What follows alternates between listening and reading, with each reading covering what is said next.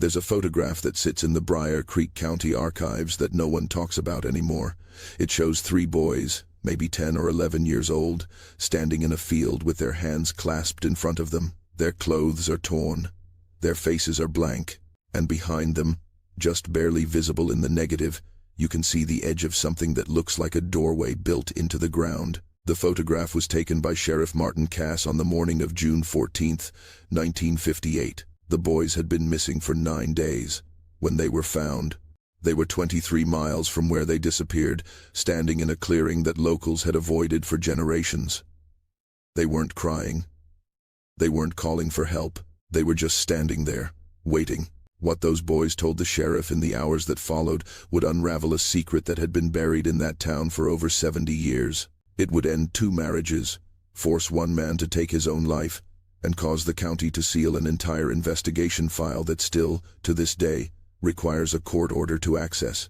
This is not folklore. This is not legend. This is what happened when 3 children walked out of the woods in rural Kentucky and told the truth about what they saw beneath the earth. Hello everyone.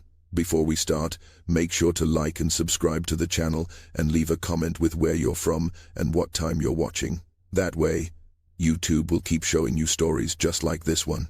The year is 1958. Eisenhower is president. The country is rebuilding itself in the shadow of 2 wars. And in Briar Creek, Kentucky, a town of fewer than 3,000 people, children still play unsupervised in the woods until the dinner bell rings. That's what Daniel Holcomb, James Pritchett, and Samuel Lowe were doing on the afternoon of June 5th. They were building a fort near the old Marley property, a stretch of land that had been abandoned since the turn of the century. No one had lived there in decades. No one farmed it. No one even walked through it. But the boys didn't care. They were 10 years old, and the world was still an adventure. By 6 o'clock that evening, none of them had come home. When Daniel Holcomb didn't show up for supper, his mother assumed he'd lost track of time. Boys did that. They got caught up in their games, forgot the world outside the trees. But when the sun went down and the porch light had been on for an hour, she walked to the Pritchett house. James wasn't home either. Neither was Samuel Lowe. By 8 o'clock, a group of fathers had gathered in the center of town with flashlights and hunting rifles. By 9, they were in the woods calling names that echoed back to them with no answer. The search went on through the night. Volunteers came from neighboring counties. Bloodhounds were brought in from Lexington. They picked up the boys' scent near the edge of the Marley property and followed it for nearly half a mile before the dogs stopped dead, refused to go any further, and began to whine. The handlers had never seen anything like it. One of the hounds lay down in the dirt and wouldn't move. Another tried to bolt back toward the road. It was as if something in the air had changed, something the animals could sense but the men could not. Sheriff Martin Cass was a practical man. He'd served in the Pacific during the war, had seen things that made him stop believing in ghosts or superstitions or any of the old stories his grandmother used to tell. But standing there in those woods, watching trained dogs refuse to move forward, he felt something he hadn't felt since Okinawa. He felt watched. He ordered the men to press on anyway. They searched for 3 more days. They found nothing. No clothing, no footprints, no signs of struggle. It was as if the boys had simply evaporated. On the 4th day, the state police took over. They brought in more men, more dogs, a helicopter. They dragged the creek. They searched every barn, every cellar, every abandoned structure within 10 miles. They interviewed drifters, checked the registry of known offenders, followed up on reports of suspicious vehicles. Nothing. By the end of the first week, the official theory was abduction. Someone had taken them. Someone from outside the county, someone passing through. The case went cold almost immediately. The families held out hope, but the town had already begun to mourn. And then, on the morning of June 14th, a farmer named Eugene Trask was checking his fence line on the far eastern edge of his property when he saw them.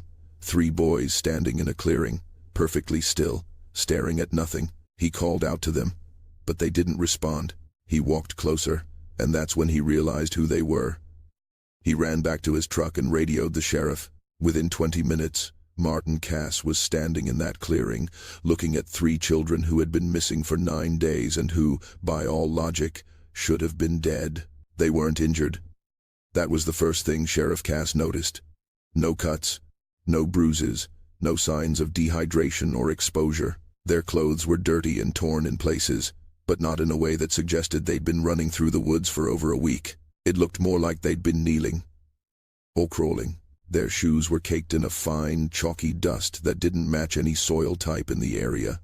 Later analysis would show it contained traces of limestone and something else, something organic that the lab technician refused to identify in his official report. He only wrote, "biological material, origin unknown," and then requested to be taken off the case. The boys didn't speak at first. They stood in that clearing with their hands at their sides, staring past the sheriff as if he wasn't there. Cass knelt down in front of Daniel Holcomb, the oldest of the three, and asked him if he was hurt. Daniel's eyes slowly focused on the sheriff's face. He opened his mouth, and then he said something that made Cass's blood go cold. He said, "We couldn't leave until the man said we could." Cass asked what man. Daniel didn't answer. He just turned his head and looked back toward the tree line, toward the section of woods where the dogs had refused to go. James Pritchett was crying now, silent tears running down his face. But he wasn't making a sound. Samuel Lowe was humming something under his breath, a melody that didn't sound like any song Cass had ever heard. It was rhythmic, almost mechanical, like a lullaby sung backward. The boys were taken to Briar Creek General Hospital. Doctors examined them for hours. Physically, they were fine. Better than fine, actually. They should have been malnourished, dehydrated, suffering from exposure. But their vital signs were normal. Their weight hadn't changed. It was as if they'd been fed, sheltered, cared for. But by whom and where? The hospital kept them overnight for observation. Their parents stayed with them, held them, wept over them. But the boys barely reacted. They ate when food was given to them. They lay down when told to sleep. But they didn't speak. Not to their mothers, not to their fathers, not to anyone except Sheriff Cass. He came back the next morning with a tape recorder. He sat in the hospital room with Daniel, James, and Samuel, and he asked them to tell him everything. He promised them they weren't in trouble. He promised them no one would be angry. He just needed to know the truth. And after a long silence, Daniel Holcomb began to speak. What he said over the next 43 minutes would become one of the most disturbing recorded testimonies in Kentucky state history. The tape still exists. It's kept in a locked cabinet in the basement of the county courthouse. Only 3 people have listened to it in the last 20 years. One of them was a journalist who requested access through a Freedom of Information Act filing. He listened to the first 12 minutes and then asked for the tape to be turned off. He left the building and never wrote the story. Daniel spoke first. His voice on the tape is flat, almost emotionless, like a child reciting a lesson he'd been made to memorize. He said they'd been playing near the old Marley property when they found the door.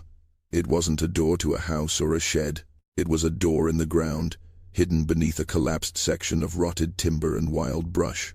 They wouldn't have seen it at all if Samuel hadn't tripped and fallen, his hand landing on something that felt like rusted metal. They pulled away the branches and the dirt, and there it was. A hatch. Heavy iron, covered in symbols none of them recognized. Symbols that looked like they'd been carved by hand, maybe 100 years ago, maybe longer. James Pritchett interrupted here. His voice was quieter, shaking. He said they knew they shouldn't open it. They knew. But Daniel had found a crowbar near the tree line, left behind by some long-forgotten work crew, and he wedged it under the edge of the hatch. It took all 3 of them pulling together to lift it. When it finally gave way, the smell that came up from below was overwhelming. Not rot, not decay. Something else. Something sweet and wrong, like flowers left too long in a closed room. And underneath that, a scent like wet stone and old metal. There were stairs leading down, wooden steps, surprisingly intact, descending into darkness. Samuel said they should leave, should go get an adult. But Daniel had already started down, so they followed. Boys that age don't think about danger the way adults do. They think about discovery. They think about being the ones who found something no one else knew existed. They climbed down 23 steps. Daniel counted them. At the bottom was a tunnel, shored up with timber beams and stone, stretching forward into blackness. They had a flashlight, just one. Daniel swept the beam ahead and saw that the tunnel opened into something larger, a room. No, not a room, a chamber, carved out of the limestone bedrock. And it wasn't empty. There were things inside, objects arranged on shelves built into the walls, jars filled with liquid and things floating inside them, things that might have been organic once but had been preserved so long they'd stopped looking like anything recognizable. There were tools hung on hooks, farming equipment maybe. Except the shapes were wrong, the handles too long, the blades too narrow. And in the center of the chamber was a table, a stone table, stained dark. That's when they heard the voice. It came from deeper in the tunnel, from somewhere beyond the chamber, a place they couldn't see. A man's voice. Calm, almost friendly. It said, "You shouldn't be here, boys." And then it said, "But now that you are, you'll have to stay a while." They ran. Of course they ran. Back toward the stairs, back toward the light. But when they reached the bottom of the steps, the hatch was closed. Daniel pushed against it with everything he had. It wouldn't move. It was as if someone had placed a tremendous weight on top of it, or locked it from the outside, though none of them had heard anything close. They screamed. They pounded on the metal until their fists were raw. And then the voice came again, closer this time, just behind them in the tunnel. It said, "There's no use in that. No one's going to hear you down here. They never do." James described what happened next. He said a light appeared in the tunnel. Not a flashlight, not a lantern, something else. A pale, greenish glow that seemed to come from the walls themselves, from some kind of fungus or mineral deposit that activated in the presence of movement. And in that light, they saw him. A man, tall, thin, wearing clothes that looked like they belonged to another century, a collarless shirt, suspenders, trousers held up with rope. His face was hard to describe, James said, not because it was disfigured or monstrous, but because it was too normal, too plain, the kind of face you'd forget the moment you stopped looking at it, except for his eyes. His eyes didn't blink. He told the boys to sit down. He told them he wasn't going to hurt them. He just needed company for a while. It had been a long time since anyone had come down to visit. He spoke like a man who'd been alone for years and had forgotten how to talk to people, his sentences stilted and strange, his tone shifting between warmth and something that felt like barely concealed anger. He asked them their names. He asked them what year it was. When Daniel said 1958, the man laughed, a low, joyless sound. He said, "That long already? Time moves different down here." He fed them. That's what Samuel Lowe said, and his voice on the tape goes almost silent here, as if saying it out loud made it more real. The man brought them food, bread that tasted stale but wasn't moldy, dried meat that might have been venison, water from a metal cup that was ice cold, despite the warmth of the chamber. He told them stories while they ate, stories about the town above, about families they'd never heard of, about things that had happened before their grandparents were born. He talked about the Marley family, about how they'd owned this land once, about how they'd built these tunnels for a purpose the town had tried to forget. If you're still watching, you're already braver than most. Tell us in the comments, what would you have done if this was your bloodline? The man said the Marleys had understood something that modern people had forgotten, that the land wasn't just dirt and rock, that there were spaces beneath the surface where old things lived, old agreements that had been made long before anyone wrote them down. He said the tunnel system stretched for miles, connecting to places all over the county, places that used to be gathering sites, places where offerings were made. He said the boys were sitting in one of those places right now. And then he said something that made Daniel start crying. He said, "Your people used to bring children here, not often, but when the crops failed, or when the sickness came, they knew what had to be done." The boys couldn't tell how long they'd been down there. There was no day or night in the chamber, no way to measure time except by sleep and waking. The man let them rest on bedrolls that smelled of mildew and age, blankets that might have been down there for decades. He didn't chain them, he didn't lock them in a separate room. He simply told them they couldn't leave yet, and somehow, they believed him. Maybe it was fear. Maybe it was something else. Samuel said it felt like the air itself was holding them in place, like the tunnel had a weight to it that pressed down on their chests and made them too tired to fight. The man talked constantly, rambling monologues about the town's history, about families who'd lived and died, about deals that had been struck in the dark. He said his name was Ezra, though he never gave a last name. He said he'd been down in the tunnel since 1917, tending to the old places, making sure the agreements were kept. When Daniel asked, "What agreements?" Ezra smiled. He said, "The kind that keep a town alive when everything around it is dying. The kind that make sure your wells don't run dry, and your children don't get sick, and your men come home from wars they shouldn't have survived." He showed them things. Objects he kept in the deeper chambers, artifacts that made no sense. A bundle of letters tied with wire, all addressed to people who'd been dead for 50 years.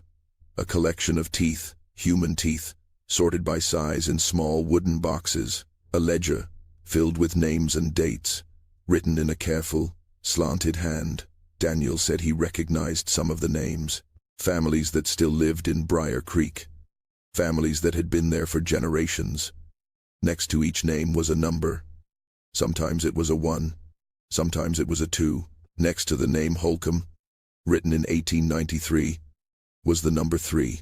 On what the boys thought was the 5th or 6th day, Ezra brought them to a different part of the tunnel system, a narrow passage that sloped downward, deeper into the earth, until it opened into a natural cavern. The ceiling disappeared into darkness above them. The floor was uneven, slick with moisture, and in the center of the cavern was a pool of water, black and still. Ezra stood at the edge and stared into it for a long time.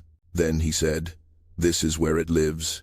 This is what your grandfathers fed." He told them the town had stopped making offerings after the First World War, stopped believing in the old ways, and that's when things had started to go wrong.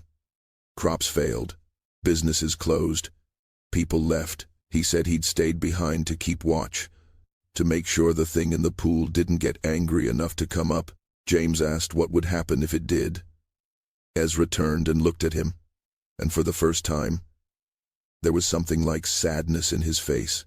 He said, "Then Briar Creek stops being a town. It becomes a hole in the ground that people drive past and don't remember." He knelt down in front of the boys and told them they were lucky. He said he'd thought about keeping them, about adding their names to the ledger, about giving the pool what it wanted, but he'd decided against it. He said the world above had changed too much, that there were too many people asking questions now, too many records and phones and police. He said, "You'll go home, but you'll remember, and when you're older, when you have children of your own, you'll understand why some doors should stay closed." On the 9th day, Ezra led them back to the stairs. The hatch was open. Sunlight poured down into the tunnel, so bright it hurt their eyes. He told them to climb up and walk east until they found a road. He told them not to look back. He told them not to tell anyone where the door was, or what they'd seen, or what he'd said. And then he said something that Daniel Holcomb would repeat to Sheriff Cass in a voice barely above a whisper. He said, "If you do tell, I'll know, and I'll come back for you when you're sleeping." The boys climbed the stairs. When they reached the top and looked back down, the tunnel was dark. There was no glow, no sign of Ezra, just stone and shadow. They walked east, just as he'd told them, and within an hour they were standing in Eugene Trask's field. They didn't speak to each other. They didn't cry or celebrate. They just stood there, waiting to be found, because some part of them wasn't sure they were really free. Sheriff Martin Cass listened to the entire testimony without interrupting. When the tape ended, he sat in silence for several minutes. Then he asked the boys if they could take him to the door. All 3 of them refused. Daniel said he didn't remember exactly where it was. James said he'd never be able to find it again. Samuel just shook his head and started humming that strange melody. Cass didn't push them. He could see the fear in their eyes, the kind of fear that doesn't fade with time or comfort. He thanked them, told them they were safe now, and left the hospital. He went back into the woods alone. He searched the Marley property for 3 days straight, covering every inch of ground where the boys said they'd been playing. He brought a metal detector. He brought surveying equipment. He found nothing. No hatch, no disturbed ground, no trace of an entrance. It was as if the door had never existed, or as if someone had made very sure it could never be found again. Cass filed his report with the state police. He included the tape recording and his own notes. The official conclusion was that the boys had been held by an unknown individual in an unknown location and had either been released or had escaped. The case was classified as unsolved. The tape was sealed by court order 6 months later, after Daniel Holcomb's father threatened to sue the county for emotional distress. The boys never spoke about it again. Not to reporters, not to investigators, not even to each other. Daniel Holcomb left Briar Creek the day he turned 18 and never came back. He moved to Ohio, changed his name, and refused all contact with anyone from his childhood. James Pritchett stayed in town but became a recluse, living alone in his family's house until he died of a heart attack in 1994. Samuel Lowe joined the ministry. He became a traveling preacher, speaking at revival meetings across the South. But those who heard him preach said there was something strange about his sermons, something obsessive. He talked constantly about doors that should never be opened, about things that lived beneath the earth, about the price of forgetting. Sheriff Martin Cass retired in 1967. In his final interview with the local paper, a reporter asked him if he ever solved the Briar Creek boys' case. Cass stared at the man for a long moment. Then he said, "Some cases aren't meant to be solved. Some things are better left buried." He died 3 years later. In his personal effects, his daughter found a map of the Marley property with dozens of X marks scattered across it, and a handwritten note that said, "I heard him too." The Marley land was sold to a development company in 1982. They planned to build a subdivision, 40 homes on 2-acre lots. Construction began in the spring of 1983. By July, 3 workers had quit, claiming they heard voices coming from the ground. By August, the project was abandoned after the excavation crew reported finding a network of tunnels beneath the property, tunnels that weren't on any historical survey. The company went bankrupt. The land was seized by the county for unpaid taxes. It sits empty to this day. No one builds there. No one farms it. And if you visit Briar Creek and ask the older residents about what happened in 1958, most of them will say they don't remember. But if you push, if you ask them about the boys, about the door, about what's really under that land, they'll look at you the way Daniel and James and Samuel looked at Sheriff Cass in that hospital room, and they'll tell you the same thing Ezra told those boys in the dark. Some doors should stay closed. The photograph I mentioned at the beginning, the one that sits in the county archives, has a detail most people don't notice at first. Behind the boys, in the background, just barely visible in the tree line, there's a figure, tall, thin, watching. The archivists say it's a trick of the light, a shadow from the trees. But if you look closely, if you really study the image, you can see that the figure is smiling, and in his hand, barely visible, is something that looks like a crowbar. Some people believe the tunnels are still there. Some believe Ezra is still down there, waiting. And some believe that every few decades, when the town starts to forget, when the old agreements grow weak, the door opens again. Not for everyone. Just for the ones who wander too close. Just for the ones who are curious enough to pull away the branches and lift the hatch and descend those 23 steps into the dark. If you ever find yourself in Briar Creek, Kentucky, if you ever walk through those woods on the eastern edge of town and you see something that looks like a door built into the ground, do yourself a favor. Keep walking. Don't stop. Don't look back. Because some mysteries aren't meant to be solved. Some stories aren't meant to have endings. And some things, once you let them out, never go back in. Thank you for watching. If this story affected you, let us know in the comments. And remember to like and subscribe. There are more stories like this one, stories the world tried to forget, stories that are still waiting to be told.